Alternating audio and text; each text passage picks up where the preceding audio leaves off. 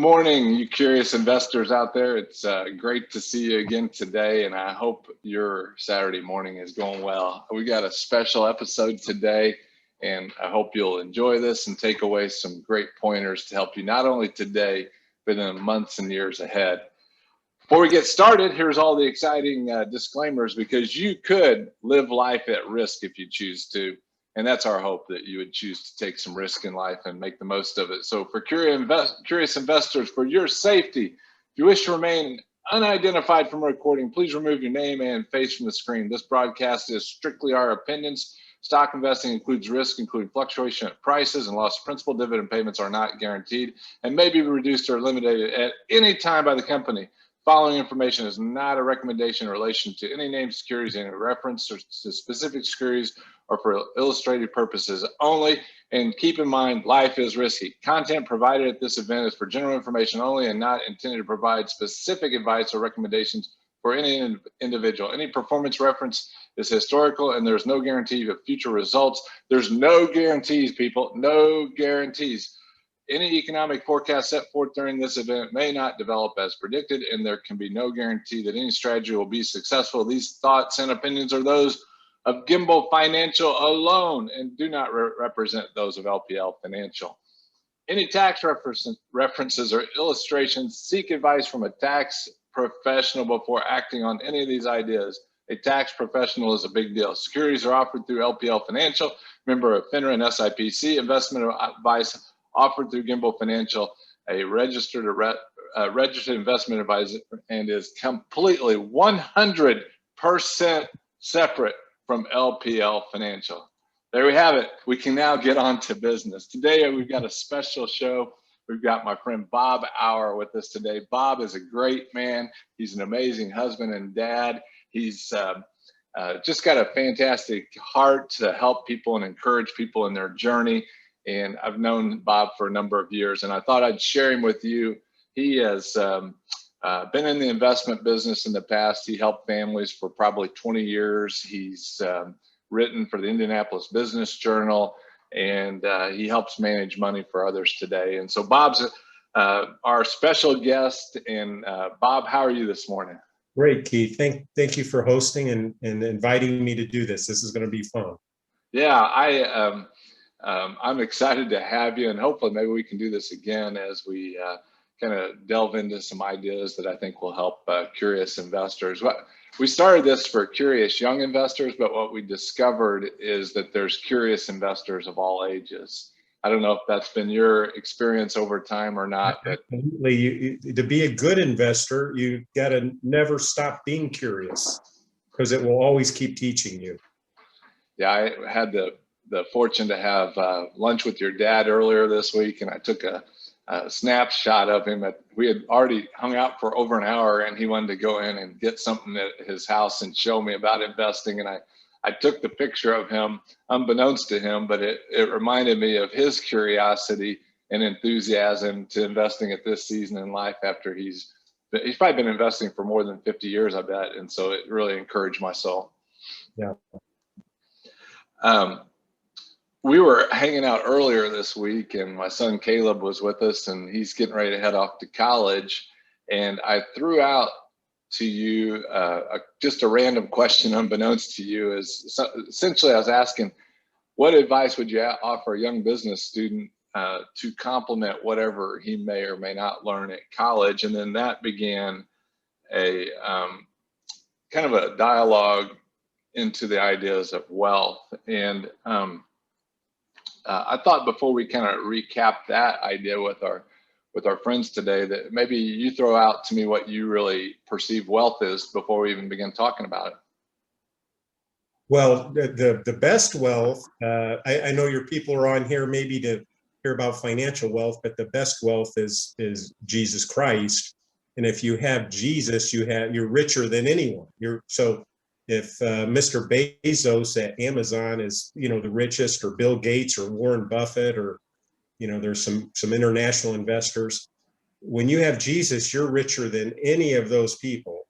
And so I will preface that first. So if you want to get to be the richest person in the world and have everything, you get that first. But If you want to talk about currency and money, we'll talk about that too. Of course, most people aspire to be comfortable and have financial wealth and financial security.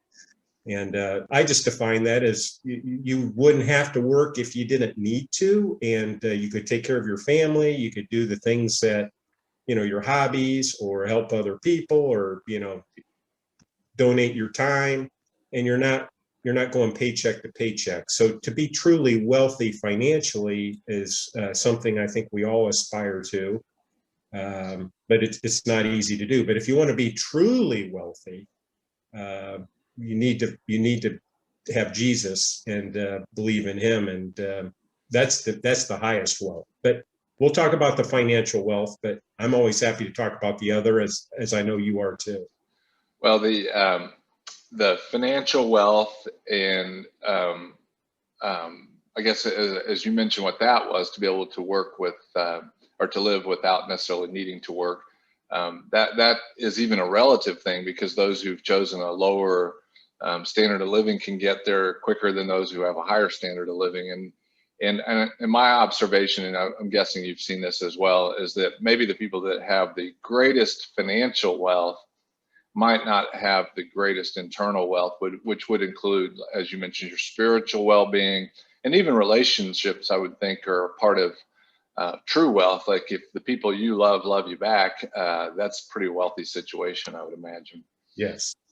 You could be homeless and have a lot more wealth in all aspects than someone who has a couple yachts. Yeah, I think, and I'm not throwing out any judgment. I'm just pointing out an observation that some of the wealthiest people in the United States in the last 3 or 4 years have had their financial wealth cut in half because of the cost of accumulating that wealth. Sometimes wears on the relationships in life. And so I think you bring a good point into balancing the wealth of not only your spiritual wealth, but your relational wealth to meet into the financial things. It reminds me of an old saying that I wrote it down just in case I don't get it right, but it says, "Don't weary yourself to gain wealth. Stop thinking about it. When you see it, it's gone. It certainly makes itself wings like an eagle that flies towards the heavens." And so wealth is not a real simple idea. It's something that takes a lot of discernment, I think. And on the financial wealth, if you measure that in dollars and cents, I want to preface this whole thing. I haven't attained that yet. So that's why I've been thinking about this, and came up with this list to help myself and maybe help others. But disclaimer, I'm not there yet. I still have to work every week too. So it's more do as I say, not as I do. I'm trying to follow my own advice. So I just want to make that clear. I appreciate that, and I also I had these old friends that lived down in Western Kentucky. Their names were Hudie and Cecil, and they attained it with almost no financial wealth. They just chose not to have electricity. They sat on their front porch with a fly swatter to knock the flies out of place, and so it is a lot more than just a mathematical thing. It's a mindset thing that it really is. Yeah, I mean, I was looking in my rearview mirror, and I'm pretty sure Hudie and Cecil, with their mindset, did not have a pinball machine sitting in their study. So it's all relative. Well, let's jump into your dialogue that you had with myself and Caleb. I don't know if that's a dialogue or trialogue or what that is, but you suggested to me there were multiple wealth accumulation strategies that one could do to get to that point that we've just discussed. Why don't you just take off and run with that, and maybe I'll stop you from time to time with questions that might pop up as you're describing those. Okay. As I've thought about this, and I have thought about this probably for the last 20 years, as you were in the business helping people who already have a amount of wealth that they bring to you to help manage and be even more prudent with.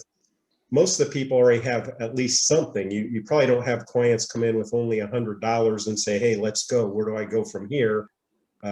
Maybe you help their children and things like that. But most of the clients we've dealt with have already obtained some at least they're halfway there to becoming wealthy. We're just trying to help maintain it. So I put it in 5 buckets, and it's pretty comprehensive, and I've tried to not leave anything out, and I've tried to study other people who have got wealthy by other different ways and fit them in one of the 5 buckets. And so the first one is you have to be able to do, and by the way, you got to do one of these 5. If you don't do one of the 5, you will probably never be financially wealthy unless you just lower your expectations to such a low level that you could live in a box. But the first one is you have to be able to do or willing to do something that nobody else wants to do. And that's a tough one. So I don't know if you've ever seen the TV show with the host, The Dirtiest Jobs. It's usually pretty gruesome something, and those pay really good. And if you just repeat that every day, and I'll give a quick example. At my first home, I had a crawl space, and I went down there to run some wiring, and a whole raccoon family had moved in.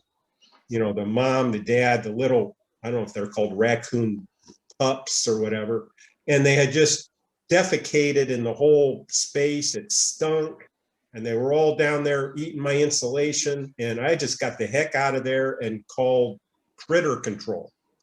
And critter control consisted of a dad and a son who were like in these beat up overalls. He came over, he looked under there, he said, yeah, there's like 6 raccoons. They've been down there for 6 months. And he says, it's a mess down there. And he says, we got to get that cleaned up, get those out of there. We'll go down with like a Freddy Krueger mask and leather gloves and put them in cages. We'll clean up all the excrement. We'll roll up the visqueen, put new plastic. We'll put lye down because it's got to be totally disinfected. We'll fix your insulation. And I'm just sitting there going, oh my gosh, how much? How much? And he said, $2,000. And I said, do it. Can you do it today? And they did. And it was a, 2-man half-day job. And I wrote a check for $2,000. And, that pays a lot more than minimum wage. And if they could repeat that throughout the county or, with their little business, they probably were pretty well-to-do and self-sufficient. So I use that. I'll use a second quick example. On the other spectrum, I think a brain surgeon isn't something that most people want to do because it entails literally taking a saw and cutting the skull off or a chunk of the skull and going in with, a scalpel, cutting out a tumor, I don't know, blood spurts out of the brain. It just seems like a really gruesome thing but if somebody says, hey, I don't mind cutting people's skulls off, So that's number one. That's the first bucket. If you are willing to do something that nobody really likes to do or can do because maybe they might just get grossed out, it usually pays pretty good. A third one real quick is people don't really like to deal in junkyards. And we have a local junkyard here called Rex Incorporated. And the family, I think, made multi-millions of dollars just dealing in wrecked cars that were leaking antifreeze and oil and rusting. And, they would sell the parts and stuff. And it was a huge operation. But most people don't aspire to do that. I just saw before we jumped on this that I thought, and this was pretty impressive. I think it said that there's a trucking company willing to pay people $14,000 a month right now, which is a pretty good income for somebody, but not everybody wants to do that. But $14,000 a month for simply learning how to drive a truck is a pretty good way to accumulate some wealth. Away from your family and friends, or but some people might say, hey, I like the adventure of it. Yeah. There is danger to it. I mean, it is a rough and tumble business, when you pull in those truck stops at night and you're sleeping in your cab, and some of those guys, they got to pack some heat because they get robbed and beat up, and you're bouncing up and down on the road, and it's hard on your kidneys. And a lot of people, I don't even like to drive to Chicago. It's like 3 hours. So, I mean, if you like to drive, 8 hours a day, 5 days a week, most people don't like to do that. I like to get on and get there. But so that goes in that bucket, something that nobody really wants to do. It pays pretty good, and you you can take your time and build up some financial assets. So what would be the next bucket then that we would look at? So this one's doing something everybody can do, but do it better. And then what would be next? No, the first one is something nobody wants to do. Okay. Okay, so the second one is you have to do something nobody can do, which is a totally different thing. By the way, these are some tough buckets, but we're going to get to one of these five everybody can do. So the second, and maybe the first one is what you can do. Maybe you can be critter control, or truck driver, or a brain surgeon.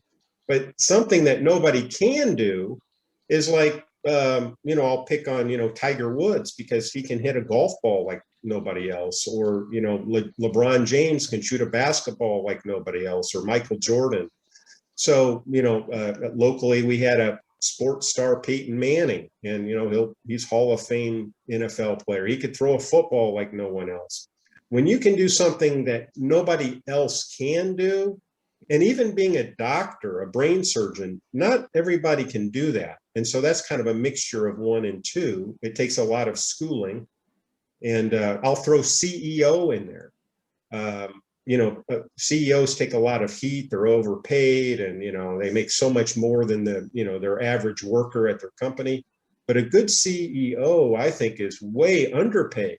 And I don't think you could pay them enough millions of dollars if they're good. And so, but not everybody can do that. So you have Walmart might have 500,000 employees. Only one guy can be the CEO. And it's a tough job with a lot of responsibility. So if you can do something that nobody else can do, and there's a way to kind of cheat on that, is if you can get something, this isn't at the highest level like Tiger Woods, because or somebody that can sing like Beyonce. I mean, if you have a voice, like that, then you can do very well. Or you can act, like Brad Pitt. You can do very well doing that, obviously, too. But if you can license yourself, which eliminates some competition. So an example of a license would be you get your real estate license. Well, now not everybody can sell real estate. So you've put yourself at a little more exclusive level, or you become a CPA or a financial advisor. You need to get a license, a Series 7 or a CFP, financial planner. There's all kinds of different licensing things that an attorney, you have to have a law degree and a license to practice law. You and I can't give law advice and charge $200 an hour. So the second bucket is you do something that's not so unpleasant, like the first one's kind of unpleasant. This is just takes an added skill or education. So or natural given talent. You can drive a race car like Mario Andretti. You could probably make millions of dollars, but there's only a couple guys that can drive like Mario Andretti. Or so number two is probably a more scarce opportunity than number one, and maybe when Caleb was going to business school, they might describe that as something that has a barrier to entry, that there's a little higher bar for people to get into. Does that seem reasonable on number two? Yeah, there? They're all different levels. I mean, there's a pharmacist shortage right now. So if you go to pharmacy school, some of these pharmacists are making $300,000 a year, but they're working the night shift and overtime. Sure. And or a nurse, a registered nurse, they're in short supply. They can make above what you could make just say in an entry level job. So number two, you have to find something that either is your talent that you excel at, or you have to get some kind of learning, like the brain surgeon. Say he's really doing one and two. He's doing something. I don't want to cut the skulls off, but he's also doing something that nobody else can do. I don't know what % of doctors are brain surgeons, but I know that brain surgeons make a lot more than a general practitioner. So we've got do something no one wants to do something only you can do. And number three then is? Number three turns it inside out. And it is something that anybody can do and anybody would want to do. And that's kind of cool that, okay, I crossed off the first two, but okay, you could just all open a coffee shop. And you say, well, how am I going to make money doing that? You have to do something that anybody can do. Who doesn't want to smell delicious coffee in the morning and hand it over the counter and people are smiling. I mean, it's not a hard job, but if you do it better than anyone else, and then you have that's part one. And part two is then you have to scale it. You have to cookie cutter it. And that's why there's not one Starbucks, there's 32,000 Starbucks. And it's worth billions and billions. And it made people a lot of financial wealth. Or McDonald's. Or it could be any kind of business. Like you could say, well, I like to, I'm trained to do heating and cooling. I know how to fix a furnace and an air conditioner and keep people's home comfortable. Well, you can't just be you or a one-man plumber. You have to go out, get other plumbers or heating and cooling technicians, and you have to cookie cutter it, and you have to have it in your city and the adjoining city. You got 10 plumbers here, 10 plumbers there, 10 plumbers, and you scale it. And whether it's plumbers or coffee shops or your own business, it has to be, you can make a living having your coffee shop, but you're not going to get wealthy. So these first three, when I think about those, the common denominator is those are going to take some commitment, some energy, and probably some of your time for these things to all gel. You can't be a Tiger Woods without practicing and becoming, an amazing golfer or Michael Jordan or all these things. You're going to have to invest time, thought, and energy in your soul, basically. That's a good observation, because I'm going to get to number 4, and number 4 says you don't need to do any of that. So that's for the laziest of people who say, I don't want to do number 1, too hard, too dirty. Number 2, I don't have any talent or skill, although I believe God gives us all a talent or skill. We just got to find out what it is. And number 3 is still a lot of hard work as you scale up that business. But number 4 is for the people who are just want the easiest way of all, but it does have a price. And number 4, I call chance. It's the chance bucket. And number 4, you can marry it, a man or a woman. A man could maybe go after a rich widow. A woman, some women, they actually seek a man just because of his financial status. That usually doesn't work out the best. So you can marry it, you can inherit it, you can buy a Powerball ticket. You can learn now how to handicap at the horse track. You become a professional poker player, or you win the World Series of Poker. There was a guy 20 years ago named Chris Moneymaker. That was actually his name, Moneymaker. And he beat like 10,000 other people in a 1-week poker tournament in Las Vegas. And he won like $8 million in a week.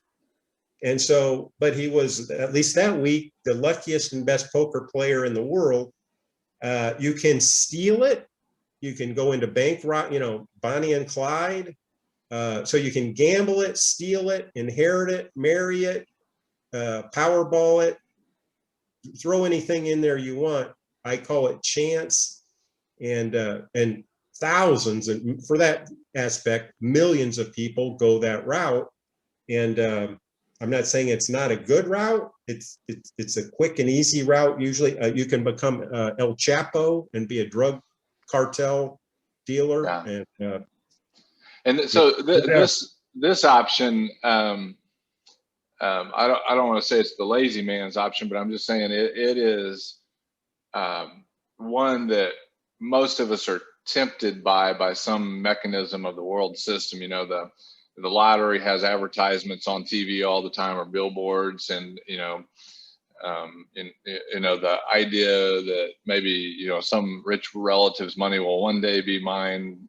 People talk about that, and most of these, as a strategy, from what it sounds like, are ways to devalue other people. Gambling devalues people. An inheritance where you're just looking for that devalues the life of that person that has it, or doing something illegal devalues other people. If you're going into a marriage with an attitude of what am I going to get out of this, it kind of devalues the other person. I don't know if you've thought of it in that way before. That's just what you've said kind of came to my mind about that as a strategy to gain wealth. Yeah, I don't want to eliminate it, and I hadn't thought about that. I think those are all great points, and I'm not going. I mean, there's there's a lot of people that operate that way. And I mean, let's face it, if you're the best blackjack player or poker player, or you can literally make a living at the horse track, and you figured out a secret of how to handicap the horses, or you're truly in love and it just happens that the person that you marry is very wealthy, or their family. Yeah. I don't want to take anything away from that. Sure. Not in all cases. And sometimes people inherit money, know nothing that they did. And, they come into fortune, and, sometimes people inherit money. They didn't even know what a rich uncle or their parents had. And so they weren't, just waiting for them to keel over or anything like that. So I'm not going to quite, I don't want to put it as it's a real low life way to do it, but it's maybe not as desirable to most people looking outside in, because there's not as much hard work maybe involved.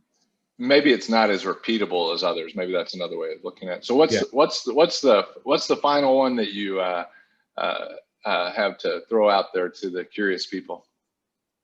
The final one is my favorite because it's what everybody can do, but it is actually the hardest.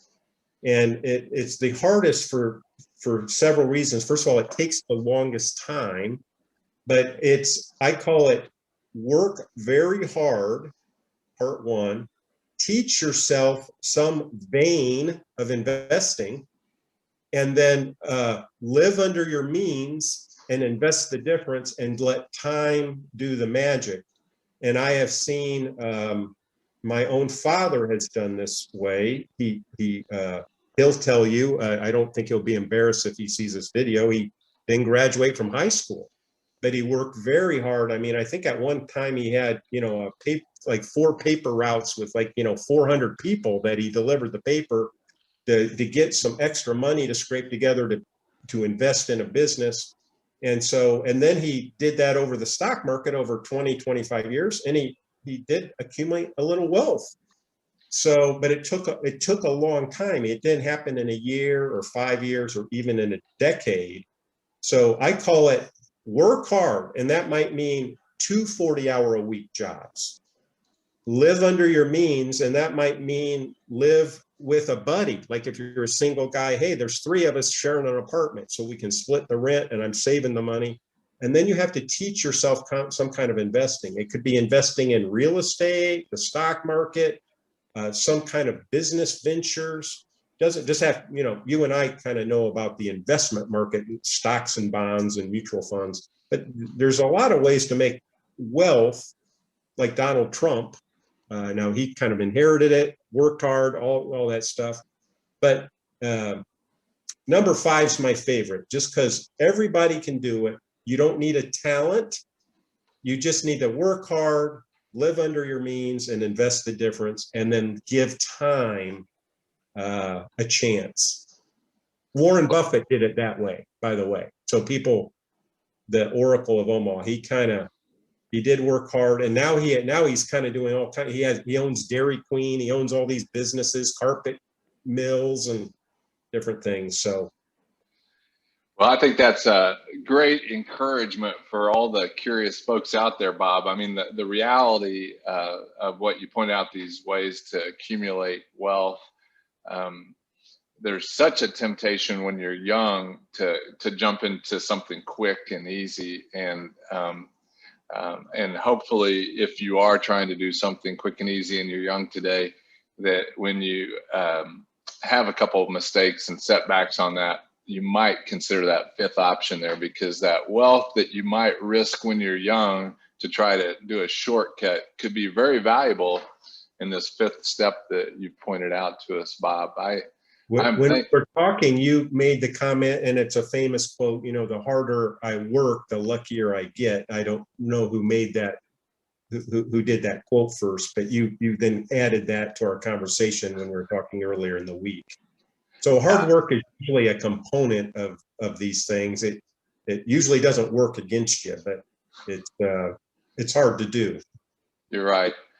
Well, thanks for joining us today, and hopefully maybe you will be happy to join us with another conversation about finances and wealth, so that we can encourage others to keep the faith and keep pursuing those things that are greater value in life.